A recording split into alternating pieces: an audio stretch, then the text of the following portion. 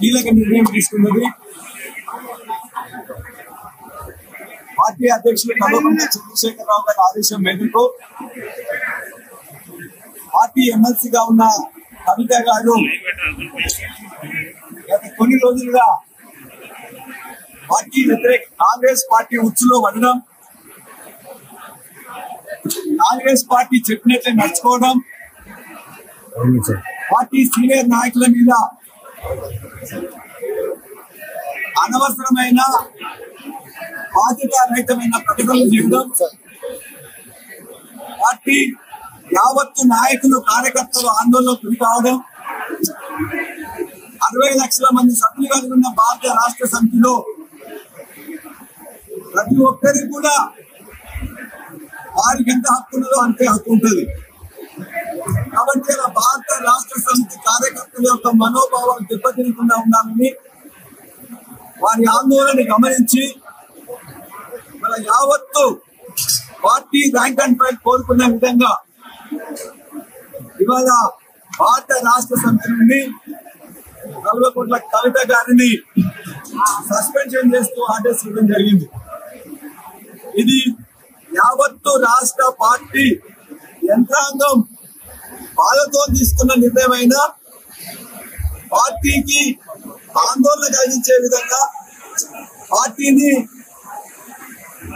కించపరిచే విధంగా తీసుకున్న నిర్ణయాన్ని మొత్తం నాయకుల కార్యకర్తలు చెప్పిన దాన్ని కేసీఆర్ గారు విన్న తర్వాత కేసీఆర్ గారు సస్పెండ్ చేస్తూ నిర్ణయం తీసుకోవడం జరిగింది. ఈ నిర్ణయంతో పార్టీ అనేదే ముఖ్యం. పార్టీ ముందు తన కూతురైనా దగ్గర బంధువులైనా ఎవరైనా కూడా సమానమని చెప్పేసి చెప్పడం జరిగింది. కాంగ్రెస్ పార్టీకి అలవాటు భారతదేశంలో ఇప్పటి వరకు అనేక ప్రాంతీయ పార్టీలలో కుటుంబాలలో చిచ్చు పెట్టింది కాంగ్రెస్ పార్టీ. అది తమిళనాడు ఉదాహరణ తీసుకున్నా, కర్ణాటకలో జేడీఎస్ ఉదాహరణ తీసుకున్నా, లేక ఇతర పార్టీలలో ఎక్కడ తీసుకున్నా కూడా ప్రాంతీయ పార్టీల్లో కుటుంబాలు ఉన్నప్పుడు ఆ కుటుంబాల్లో చిచ్చు పెట్టడం అనేది కాంగ్రెస్ పార్టీకి వెన్నతో పుట్టిన విద్య. ఇవాళ ఇక్కడున్న కాంగ్రెస్ పార్టీ కూడా దురదృష్టవశాత్తు వారి యొక్క దుశ్చర్యలకు కవిత లోన్ కావడం, మా పార్టీని బలహీనపరిచే విధంగా చూడడం, దానిని యావత్తు నాయకుల కార్యకర్తలు కూడా కేసీఆర్ గారికి పార్టీ నాయకత్వాన్ని చెప్పినప్పుడు తప్పనిసరి పరిస్థితుల్లో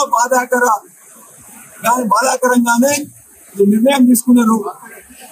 ఇక్కడ జనగామ నియోజకవర్గంలో జరుగుతున్న యావత్తు నాయకులు కార్యకర్తలు కూడా మీరు చూసిండ్రు, ఇదే అభిప్రాయం వ్యక్తం చేసిండ్రు. వాటి పార్టీ శ్రేయస్సు దృష్ట్యా, తెలంగాణ శ్రేయస్సు దృష్ట్యా వారు తీసుకున్న నిర్ణయాన్ని మేము ఆహ్వానిస్తున్నాం.